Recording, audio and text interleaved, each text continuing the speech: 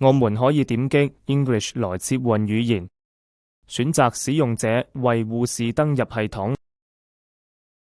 使用者可透過左側病人列表點擊具體患者姓名，進入該患者的詳情頁面。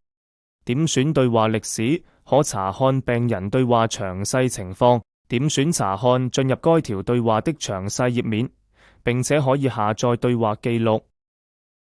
點選檢測記錄，點擊查看案件，查看病人檢測情況。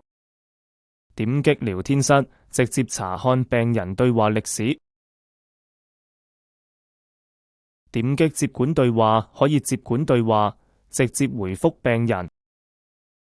再次點擊，可以切換成智能體對話。點擊查看每日報告，並選擇日期，可以看到病人當天對話詳情。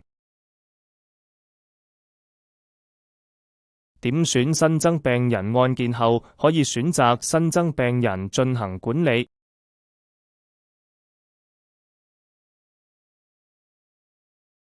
點擊回饋案件，可以提供你寶貴的意見。